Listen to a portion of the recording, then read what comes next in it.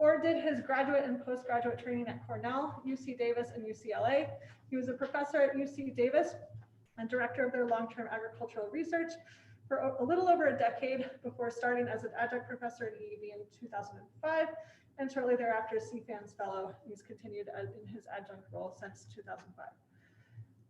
Ford is well known for his research on the evolution of mutualisms and what this means for applications in agriculture, especially around nitrogen inputs. He also co-invented devices to assess root nodule function and measure sunlight capture by field crops. Ford has written a highly regarded book, Darwinian Agriculture, How Understanding Evolution Can Improve Agriculture, which, as stated by one reviewer, is a brilliant book by a terrific scientist. So let's welcome Ford here to start off the return of our seminars to campus. Thank you, Ford.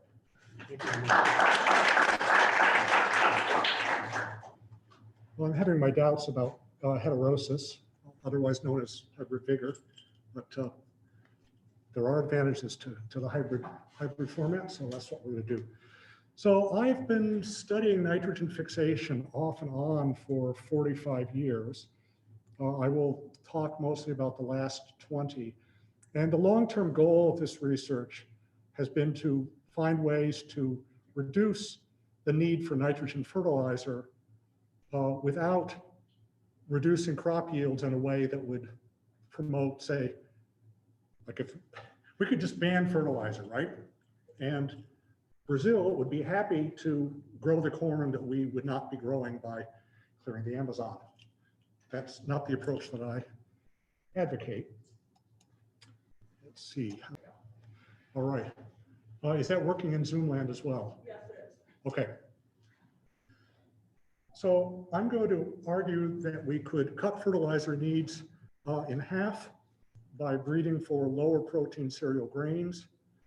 We would then need to replace the missing protein, which I'm arguing we could do with nitrogen fixing grain legumes, but only if we can increase the amount of nitrogen that they get from symbiosis without increasing the cost to the plant. I'm going to suggest that we could do that by taking the existing host-imposed sanctions against rhizobia that fail to fix nitrogen and breeding for stricter versions of those sanctions. And then at the end of the talk, I'm going to talk about mutual manipulation of host and symbiont in this symbiosis. Suggest that it's generally harmful to our interests at least, but that there may be cases where it could actually be beneficial. So a lot of us work on natural ecosystems where nutrient cycling within a fairly closed system is typical. And so you need to expand your worldview and think about agricultural systems where we insist on large amounts, we need large amounts of nutrients to be exported to cities, like Twin Cities. And so somehow those nutrients need to be replaced to maintain any kind of a balance. This is typically done for corn with fertilizer, but I'm going to argue that we can rely instead on nitrogen fixation. Here's the reaction: nitrogen gas, energy used by the bacteria using resources provided by the plant. Ammonia is produced, which is then taken up by the plant and used to make protein. And there's hydrogen gas as a byproduct, which will turn out to be important to my analysis. Now, usually when people think about relying more on nitrogen fixation, they think about the crops in rotation with maize, for example. Soybean can get most of its nitrogen from symbiosis. But if you actually do a nitrogen budget for these systems, it often appears that there's actually, well, basically the nitrogen that's taken up by fixation is somewhat less than is actually exported in the grain. So this doesn't have a surplus to contribute to the maize. Instead, often in modern agriculture, there's a bit of fertilizer carryover that's subsidizing the soybean. So that's one problem. No surplus to transfer to the crops that can't fix their own nitrogen. But the other problem is that during the months between when the soybean is harvested and the maize is grown, that nitrogen in the soil can, even though it originally came from biological fixation, there's nothing that keeps it from leaching and polluting the groundwater and destroying the, contributing to the dead zone and so on. And an example of that from work that we did back at Davis in Davis, California, you can grow a cover crop during the winter when the crop wouldn't necessarily be grown normally.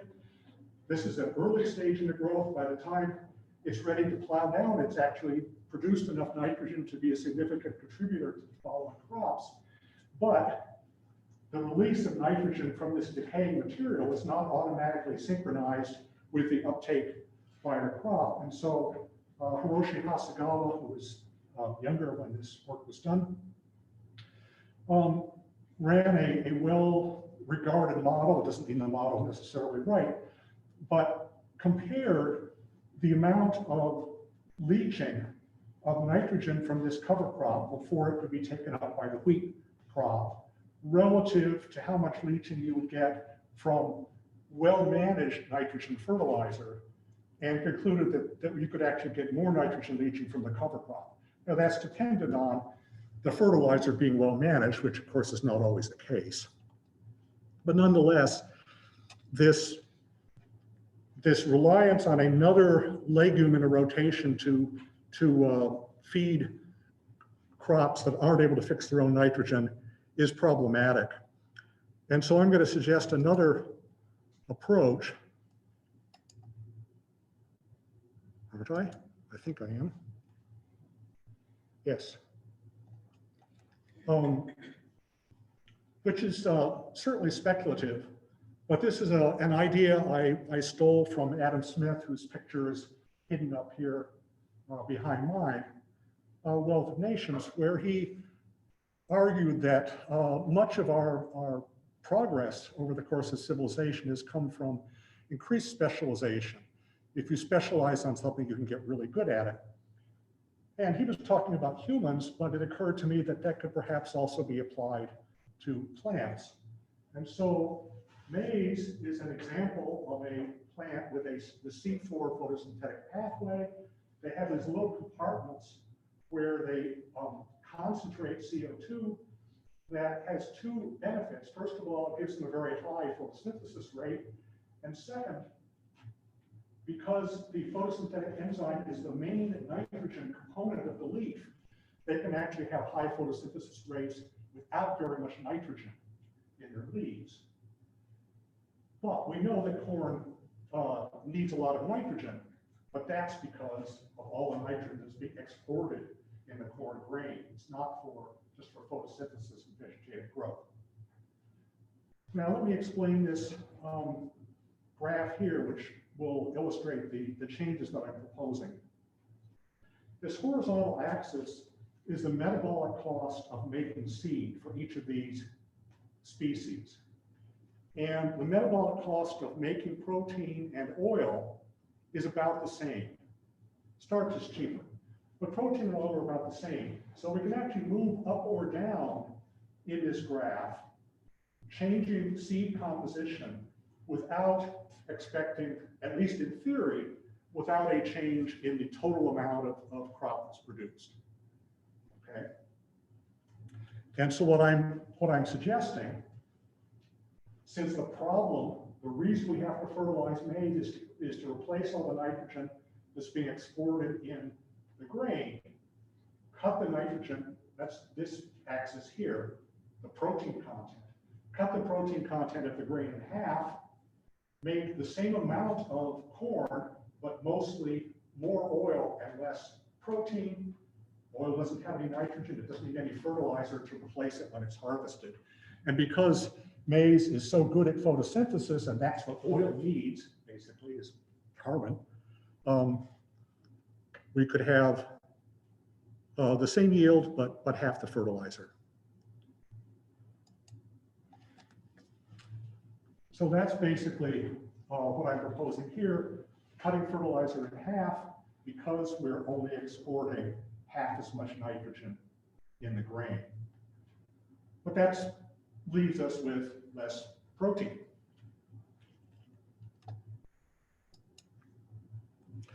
So the other piece of this division of labor is that legumes like soybean can get all their nitrogen from the air, no nitrogen fertilizer required, because of their symbiosis with root nodule bacteria.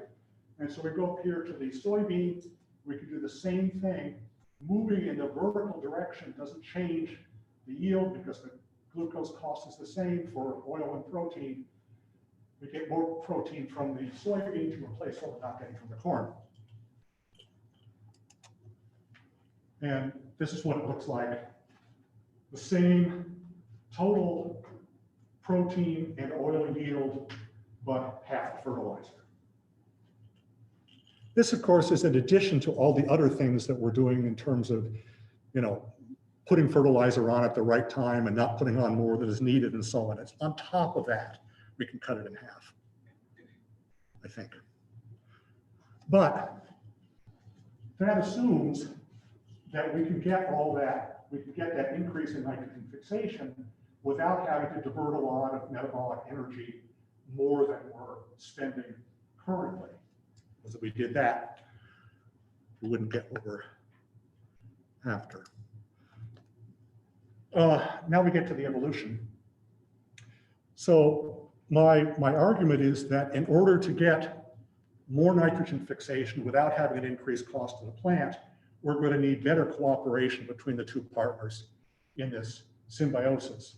And so that seems to be in conflict with the other well-known idea from the Wealth of Nations, namely that there's this magic invisible hand where individuals pursuing their own interest benefit society as a whole. Again, he was talking about humans, but that's actually the way a lot of people have thought about symbiosis, prior to about 2000. That either that symbionts were all altruists, or that somehow just doing their thing would be best for everybody. And that's not what my research suggests. And in fact, if you read The Wealth of Nations in any detail, he gives lots of exceptions to this general principle, exceptions which are not mentioned by people who think we should do away with taxes and regulation and so on. So this idea that, yes, sometimes individual selfishness, whether it's a human or a plant, may benefit the whole community, but not always. The theme of the tragedy of the commons, explored in much more detail by Eleanor Ostrom, who won a Nobel Prize for her work on how people manage those kinds of challenges. And Robert Frank has written a number of interesting books and op-eds in the New York Times on this topic, which I recommend. But that's all humans, and the rest of the talk will be about bacteria and plants. So is there a conflict of interest between the legume plants and the bacteria in their root nodules? Well, there is, and here's one example. So this is kind of a cartoon of what's going on. The plant is supplying carbon, ideally from the viewpoint of the plant. The bacteria should respire all that carbon to CO2, use the ATP from that respiration to reduce nitrogen gas to ammonia gas, give almost all of that to the plant to make proteins. But most bacteria, most nitrogen-fixing bacteria in this symbiosis, divert a significant amount of carbon to this lipid called PHB, or polyhydroxybutyrate. Now, as you would expect, diverting energy from nitrogen fixation means less nitrogen fixation. And indeed, Ceballos et al. Compared, this is nitrogen accumulated per plant over the growth of the plants. And so he compared the wild type bacteria that do divert resources to PHB with a knockout that he made. And sure enough, if you get rid of that diversion, you get more nitrogen fixation. So from the plant's point of view, this is bad. On the other hand, the bacteria are doing it for their own reasons. And Catherine Mueller, now working for USDA, but was a recent PhD student with me, did some modeling of the benefits to rhizobia of accumulating this PHB. That work is published, and what she predicted from the model is that with a plausible level of dormancy on the part of the bacteria, if they're not really actively running around, plausible level of dormancy and the levels of PHB per cell that she measured in rhizobia from root nodules, that PHB could last for years, keeping those bacteria alive in the soil until they can find another host. Well, in this unpublished data, which we submitted recently, she actually tested that hypothesis by going down to our field station in Waseca, where there are plots where soybean has been grown every year for the last 30 years, and plots where soybean was grown 30 years ago, and then not again since then. It's been, I think, continuous corn for the last 30 years. And so what she did was to take rhizobia from these different soils and did a common garden experiment where she measured how much PHB each of these populations accumulated. And so what she found is that the strains, it's hiding behind here, the strains that survive for 30 years without a host actually, in a common garden experiment, accumulated more than twice as much PHB in symbiosis relative to the initial population, which is what we're calling this, the ones that just came out of the soybean crop last year. So if you combine these two things, diversion to PHB is costly to the plant, but beneficial to the rhizobia. But wait a minute. I mean, the rhizobia are dependent on the plant. Making the plant grow less is not good for the rhizobia. So the rhizobia are kind of facing a trade-off potentially here. And the question is, how is that trade-off resolved? Well, quite a few years ago now, Stuart West, who's now a professor at Oxford, spent a few months in my lab and modeled this question. And so what he modeled was how much allocation of resources to nitrogen fixation is optimal in terms of rhizobial fitness. What's the evolutionarily stable strategy of allocating resources to nitrogen fixation versus putting it into PHB or otherwise using it for the rhizobia's own immediate reproduction. And he modeled it first with a single genotype of rhizobia on each plant. And under those conditions, if there's not much nitrogen in the soil, those rhizobia have better fixed nitrogen, or their plant's not going to grow as much. And rhizobia on a neighboring plant that are keeping their plant growing, they're going to reproduce more. They're going to go out in the soil. They're going to be dominant in the next generation. Now, if there's more nitrogen in the soil, things change. They can get away with fixing less nitrogen, something like that. But at least with one strain per plant, a biological version of Adam Smith's invisible hand does seem to work. Just pursuing their self-interest is going to keep the plant alive. But as soon as we go to a realistic number of strains, so this axis is what he calls relatedness. So relatedness 1 if there's one strain per plant. And as soon as we go to a realistic number of rhizobia strains per plant, the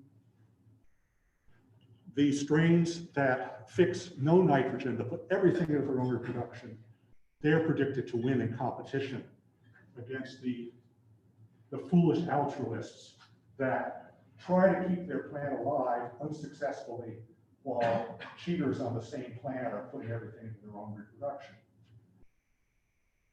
Well, this is obviously wrong, because if this were true, this symbiosis would have died out 60 million minus 3 or 4 years ago, and it hasn't. So we took a look at the assumptions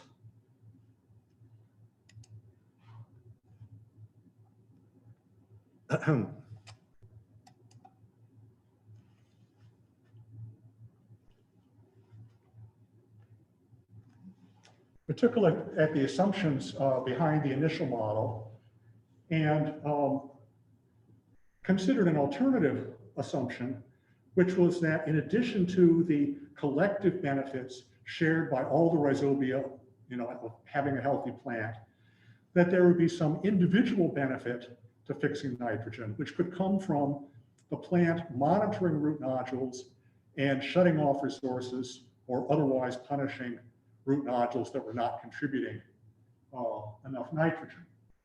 And plants would do this because it would save the individual plant resources. They're not doing it because of its evolutionary effect on the rhizobia, but there would be an evolutionary effect that only the more beneficial rhizobia would be reproducing in nodules and released into the soil. And so this would be analogous to, if humans do this, we call it domestication. The wolf pups that bite your kid don't get to reproduce, or the kale to broccoli or whatever. Genetic change in the rhizobia population imposed by their partner. Now, another thing that they might do, perhaps, is rather than, or in addition to, whatever the genotype of the rhizobia, maybe they could be manipulated by the plant in a way that would make them more beneficial. And this would be like, you can maybe tame a mountain lion, perhaps, but they haven't been domesticated.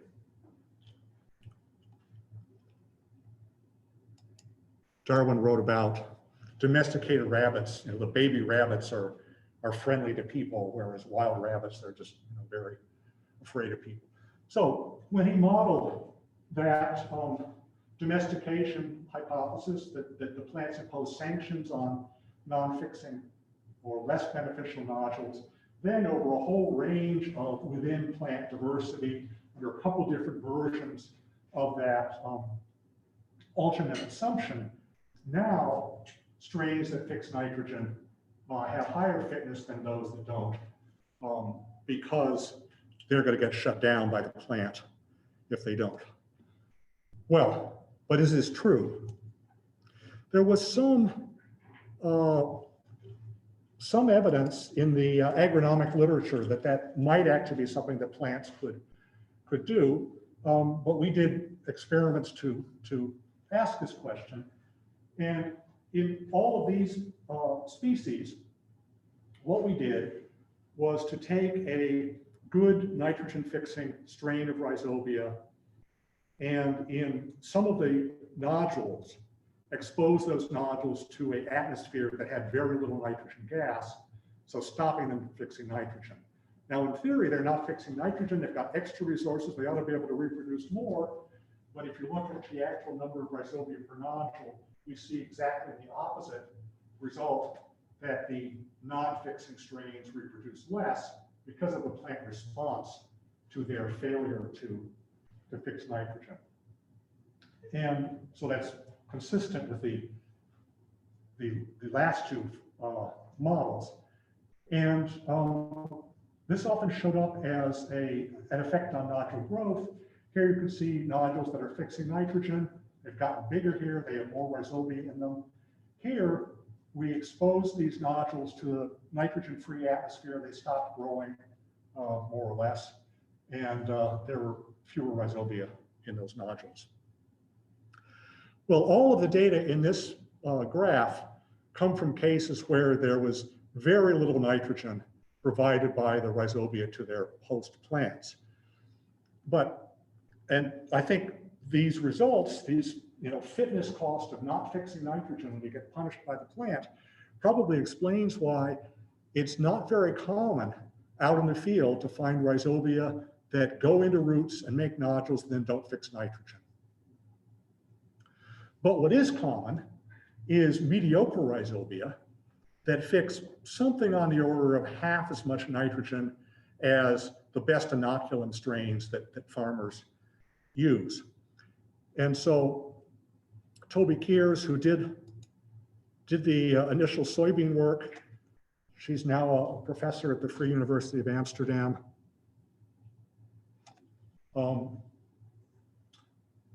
Tried a range of nitrogen gas concentrations to give a range of nitrogen fixation rates. Again, this is rhizobia per nodule, and consistent with her earlier work, strains that fix no nitrogen, or these are all the same genotype, but rhizobia that fix no nitrogen because of the gas treatment had, a half or a third the reproduction of those that fixed nitrogen at high rates. But this mediocre treatment, about 4% nitrogen gas gives you about 50% nitrogen fixation. Fixing at half the rate, the plant didn't notice, didn't shut them down. They had high fitness. And we speculate that that's why these mediocre rhizobia are so abundant in the field. So going back to the applied goal of this work, we want to increase nitrogen fixation. But if you you can double nitrogen fixation by breeding for twice as many nodules. But yield goes down because those nodules have a cost. So what we're trying to do is increase nitrogen fixation without increasing the cost. And that would be a doubling in having the nodules occupied preferentially by rhizobia that are doing this rather than by rhizobia that are doing this. And just so you know, inoculation generally doesn't work. So what we need is some way that we can actually impose selection. We can, extend this domestication by the plant that the plants are already doing, but make it more extreme. And I'm suggesting this is something that plant breeders could do.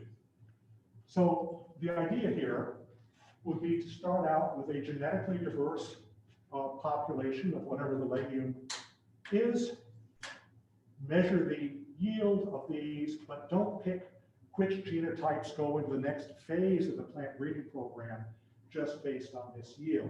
Because we're also looking for legacy effects that would result if, well, here's the effect. The idea, 2 years later, these are all a single test genotype of the legume. Though differences in growth are not genetic differences among these, they're legacy effects because this genotype here allowed only the very best local rhizobia to reproduce in its nodules and release those into the soil. And 2 years later, this plant is benefiting from that legacy. Now, typically there's a rotation crop, at least one. I think 2-year rotations are kind of short actually, but better than nothing. So the idea would be that this would also be a single genotype, in this case of maize. And here we can see superior growth, at least relative to these plants, perhaps because of the legacy effect of the first legumes on mycorrhizal fungi that are beneficial to maize. And this would be consistent with work that Nancy Collins Johnson did here at the U quite a few years ago. Well, let's move on. I said I was going to talk also about manipulation, perhaps analogous to taming. And I'll start first with legumes manipulating rhizobia. Who did a PhD with me here. She recently earned tenure at UC Santa Barbara. And she looked at legume species that cause rhizobia to swell up inside their root nodules to look something like that. So in the soybean nodules, the rhizobia just look like, or bean nodules, they just look like bacteria. But in a clover nodule or an alfalfa nodule or a pea nodule, there's still a population of normal looking bacteria, but the cells that are actually fixing nitrogen have these weird swollen shapes. And there are various lines of evidence that these swollen bacteria have lost the ability to reproduce. You can see that here the total number of cells and the number that can form colonies is the same number. Here, only a third, this third, is able to reproduce. But these are the nitrogen fixers. So this should remind you of bees and ants. You know, I actually I got to do an invited commentary and snuck in the word eusocial rhizobia without anybody noticing. Right. So, but one of the papers that I'm not citing today, she showed that this plant trait of causing this swelling has evolved at least 5 times. That suggested to us there's probably some benefit to the plant. And the hypothesis was, well, maybe this increases how much nitrogen the rhizobia give the plant relative to their carbon cost to the plant. And you can measure that in 2 different ways. The first one is here. This is plant growth relative to nodule weight. So making more nodules has a cost to the plant. And the cool thing that she was able to do was to find a couple different examples where one strain of rhizobia goes into both kinds of hosts. It's swollen in one host and non-swollen in another. And in both of those cases, she found that the swollen bacteria gave more growth relative to nodule weight, relative to the same genotype of rhizobia when they were not swollen. So there's one benefit to swelling. Now, if anybody's done this, picking all the nodules off of a plant, separating it from soil and all that, and weighing it is a lot of work. And so people don't really like to do that 3 times a week to, you know, follow nodule growth over weeks. But that's what I'm doing, because I've programmed this little Raspberry Pi here to take pictures of a backlit root system that looks like this. And then we feed that to an artificial intelligence program, which identifies all the nodules and measures their sizes. And we can add that all up and get nodule mass per plant 3 times a week without much work. But going back to Ryoko Ono's work, the other cost is a cost of making nodules, but there's also a cost of operating nodules. And that cost of operating nodules is reflected in respiration of the nodules, you know, CO2 coming off the nodules. And so Jeff Harms, who has a shop down in the basement of BioSci, came up with this really clever system where we have this little gasket here that turns one of these growth pouches into a cuvette where I can do gas exchange and measure respiration as CO2, but also hydrogen, which I mentioned earlier is a byproduct of nitrogen fixation. So from those 2 things, we get the nitrogen fixation rate and the respiration rate. But the respiration is the whole root. It's not just the nodules. We're really interested in, you know, the cost of fixation, the respiration cost of fixation. So to do that, I'm building on this insight of the late John Whitty, who I got to spend a month with in Wales quite a few years ago now. And what he realized is that the nodule interior, where nitrogen fixation is taking place, is actually oxygen limited in the sense that if you raise the oxygen level a little bit, if you raise it a lot, you fry the enzyme and lose everything. But if you raise it a little bit, you get more respiration, more ATP, and more nitrogen fixation. Whereas the root is oxygen saturated. Changing the oxygen a little bit doesn't change the root respiration. So, I don't know, did Adam Smith invent marginal gain as well? The marginal increase in nitrogen fixation with an increase in respiration, the slope of this line is the efficiency of operating the root nodules. And there too, the same strain of rhizobia was more efficient, producing more nitrogen relative to its carbon cost when it was swollen relative to non-swollen. These two examples that Ryoka was able to study.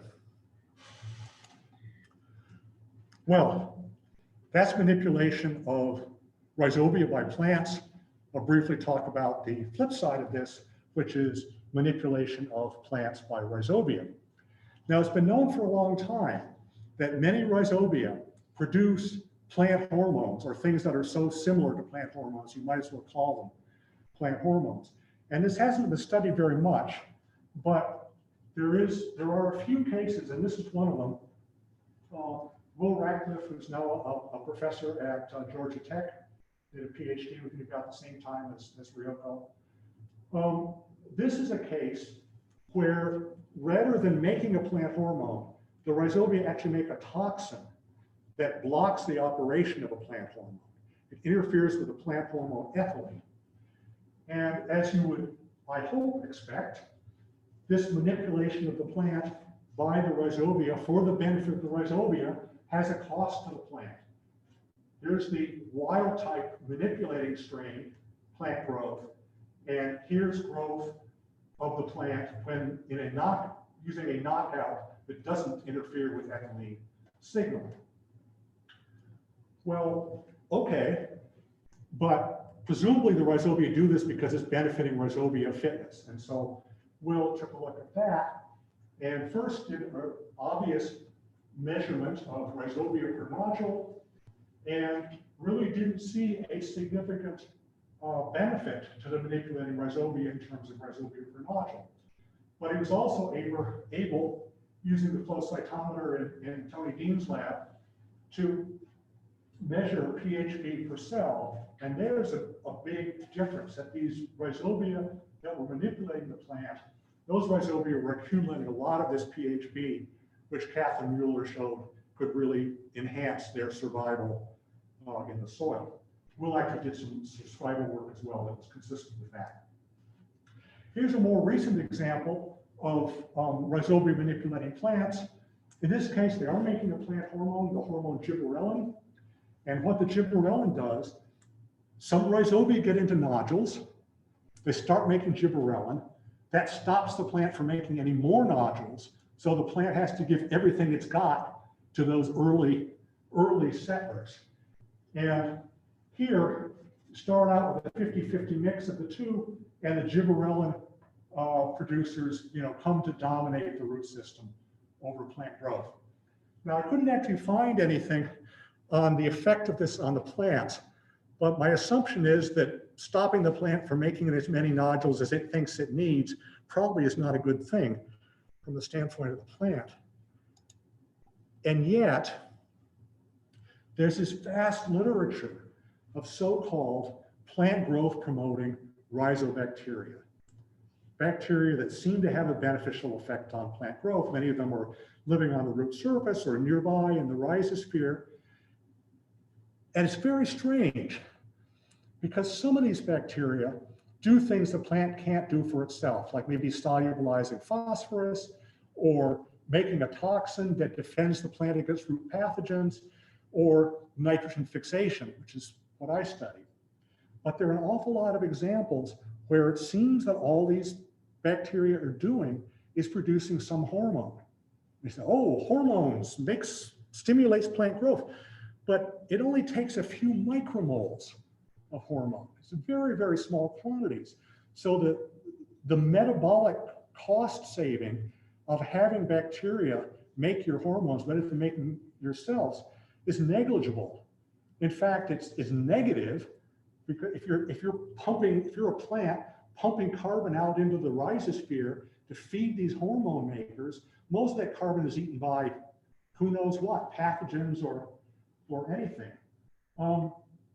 So it just seems very strange. I want to review that literature sometime. But I suggested in this recent perspective that if you think about hormones made by rhizobia, there may be a few possibilities there. Because the rhizobia are in the root nodule, the plant's supporting them anyway, the carbon that goes to the root nodule isn't going to a bunch of other things, but still micromoles. You know, it's a negligible cost. And so this is only going to be beneficial if the phenotypic change in the plant that's caused by these hormones is beneficial to the plant. It's not cost savings. Now, why might it be beneficial? Well, it could be beneficial if the rhizobia had more information about what plant phenotype is optimal for the plant in the current environment than the plant itself does. And in addition to that, you would have to have rhizobial fitness strongly aligned with plant fitness, because even if the rhizobia know what's best for the plant, they're going to do what's best for the rhizobia. So I suggested these two criteria would not be met very often. But I don't think you can rule it out entirely, because there are a lot of cases where the phenotype that's fitness optimizing for an individual plant in its competition with other plants is not the phenotype that maximizes community level benefits. I mean, when the Irish elk were going extinct because their antlers were too big, bull elk with bigger antlers still got all the mates. This principle of trade-offs between individual and community is the main theme of my book. It's not mostly about pesticides, resistance or anything like that. Borlaug, I'm not sure how clearly he understood this, but Peter Jennings, who developed the Green Revolution rice, clearly did. He actually laid out in 1964 his plan, what kind of phenotype it would take to increase rice yield. He went in and selected plants, crosses that gave that phenotype, doubled rice yield overnight. And he suspected there would be trade-offs because his high yield plants were high yield partly because they were short, they were putting resources into grain rather than stem, and that meant they would be less competitive. He did the experiment, and sure enough, in competition with the older materials, his yield doubling materials disappeared over the course of 4 years. That was actually anticipated. Earlier work with barley by Denison at UC Davis saw the same thing. High yield materials disappearing in competition with low yield materials. It does not mean that low yield materials, get this right, doesn't mean that low yield materials will always have higher fitness or vice versa. But it does suggest that the materials that are the genotypes that do best in the community probably are not the most competitive. Now, lots of examples in my book, but this is actually some old work of mine where they hypothesized that leaves that track the sun are going to get a little more light, a little more photosynthesis, but they also cast a larger shadow.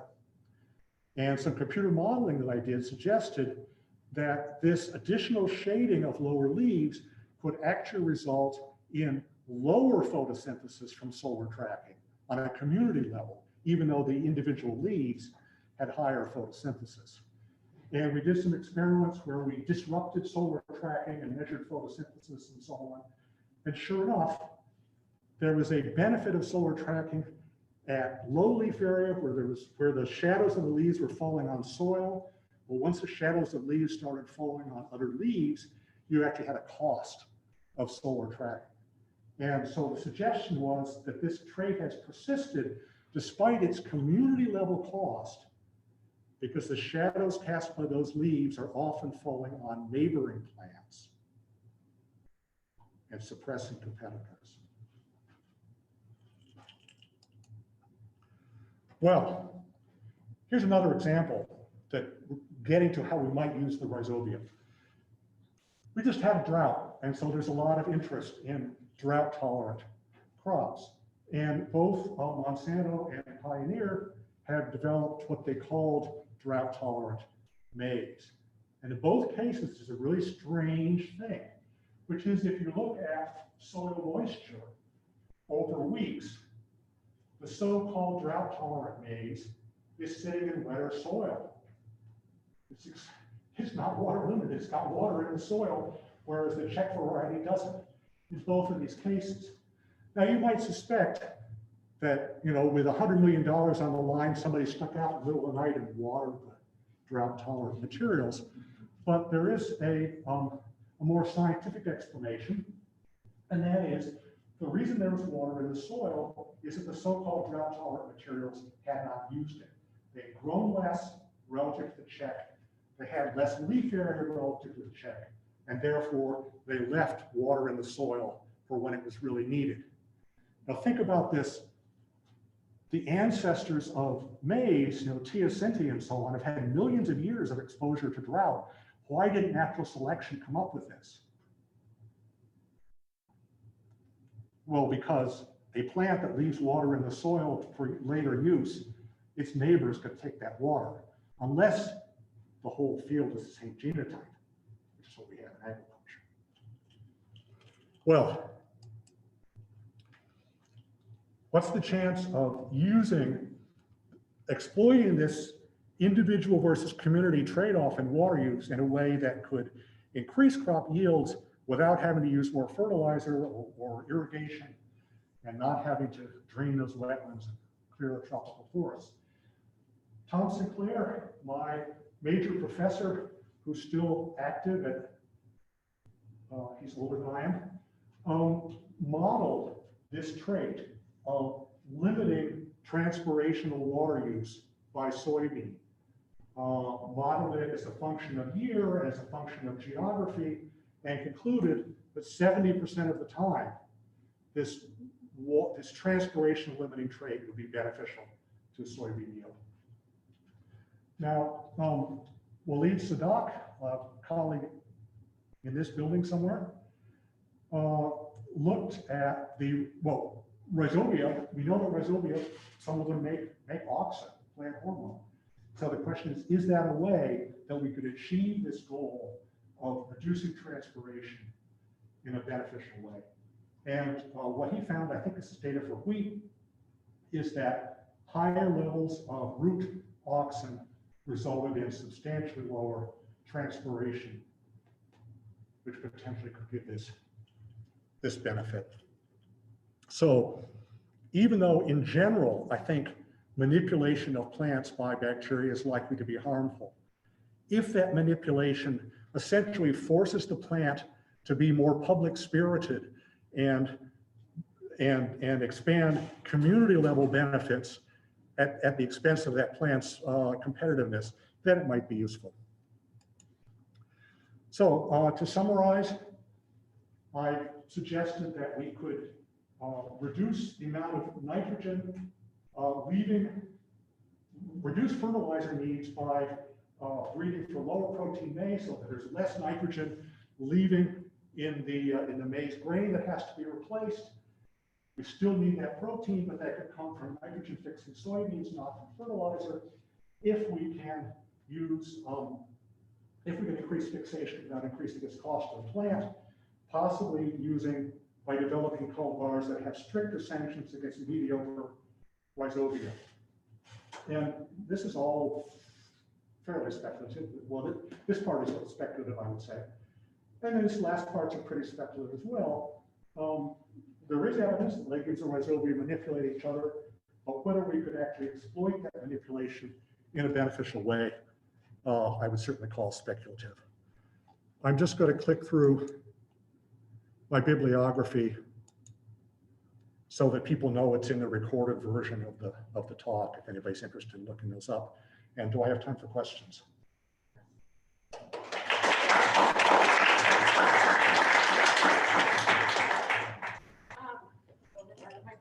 Maybe so we've got 5 minutes for questions, and people who are online, maybe you could raise your hand and then I'll call on you, but we can start with folks in the room. Anybody in the room has questions? Mike. So which would you advocate as being more potentially effective? Manipulating the working up primarily on plants, or maybe working on making modifying your rhizobian and seeding the field with rhizobia that don't cheat, or whatever word you use? Generally what happens is you can inoculate a plant with whatever you want, but what ends up in the nodules is what's in the soil. There may be ways to get around that, but generally inoculation has not had it does not work. I mean, the first time a legume is grown, you can inoculate and that's what you'll get in the nodules.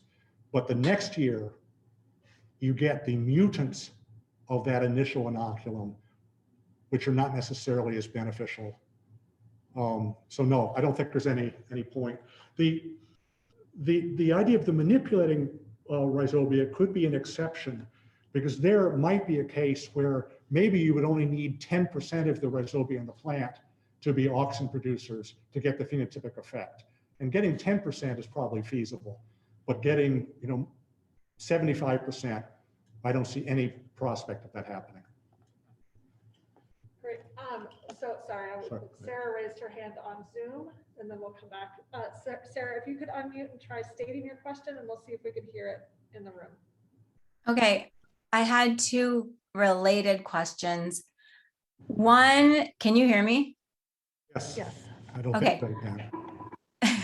One question is, it seems like this depends on the extra nitrogen that's fixed being allocated to grain, as opposed to being allocated to leaves or roots, for example, because if you increase the N fixation rate and you just produce more N-rich residue, then that's going to promote N loss. So I was wondering if you could talk about the allocation issue.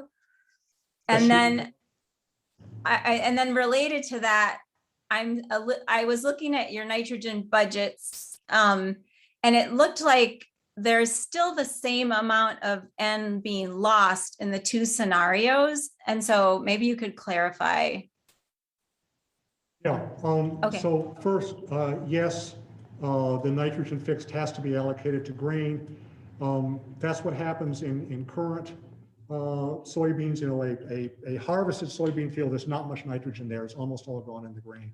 And that would have to be maintained in the system that I propose. You're right that I didn't change the estimate of leaching in those graphs. If people are over applying nitrogen fertilizer, then cutting fertilizer use, if they're applying more fertilizer than the plant can take up, then cutting that is going to reduce leaching. But once you get down to where you're just supplying the nitrogen the plant actually needs, I'm not sure how much decrease in leaching we would get. I hope there would be some, but the big benefit of doing this, beyond all the other stuff that we're trying to do to cut leaching, is that if you're making half as much nitrogen fertilizer, there's half as much greenhouse gas being released in the process of making the fertilizer. That's a benefit I'm more sure of than I am of a decrease in leaching. Thank you. Great, thanks. So maybe one more, we'll take Naveen's question last. Can you go back to the summary slide, please? Can you go back a couple of slides to the summary slide? Go back a couple of slides, can I? Should be possible, but it might take me a while.